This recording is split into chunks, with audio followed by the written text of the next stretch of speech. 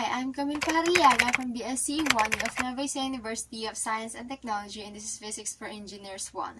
So for this video, we're going to talk about the energy conservation with dissipative forces. In the previous video lesson, we talked about the energy conservation. So we said that the initial energy and the final energy are equal because the energy is conserved. So there's no gain, there's no loss. But this time we're going to talk about non-conservative forces or the energy conservation with dissipative forces. That means our energy can increase or decrease depending on how much force is added, like the non-conservative force. And the total of that, like the change in energy, is what makes our non-conservative work. So that's why we have this formula. Non-conservative work is equivalent to change in energy, which is equivalent to energy final minus energy initial. So to further explain that, let's move forward to our sample problem. So a 17-gram giant leaf falls from a tree and drops straight to the ground. If its initial height was 5.30 meters and its speed before landing was 1.3 meters per second, how much non-conservative work was done on the leaf? Let's say this is our tree, and we have here the giant leaf, and then it fell right to the ground. This is our ground. So this is our initial position, and this is our final position. The distance or the height where the leaf fall is 5.30 meters. So it also said that its speed before landing was 1.3 meters per second. So that's our final velocity here in the final position. So since the leaf started from rest, we can say that it started from rest before falling.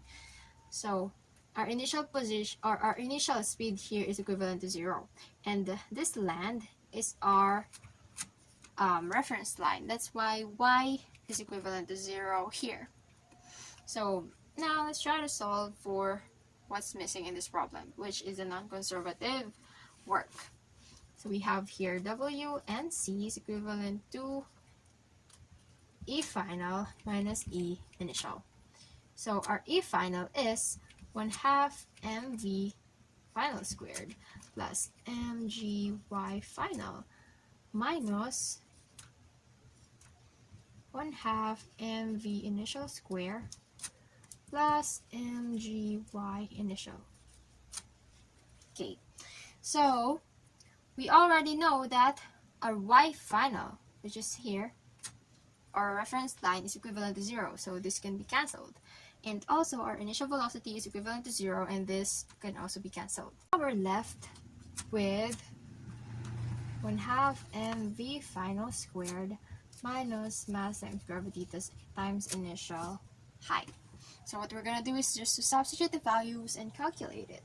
We have 1/2 0.017 kilogram times velocity is 1.3 meters per second quantity squared minus 0.017 kg times 9.81 meters per second squared times 5.3 meters. So our non-conservative work is equivalent to negative 0.87 joules. There. So as we can see, our non-conservative work here is a negative 0.87 joules. So that means there's a change in the energy. It lost something. That's why we have a negative value. And that's thanks to the dissipative forces.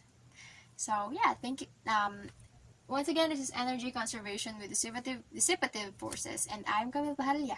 Thank you so much for watching.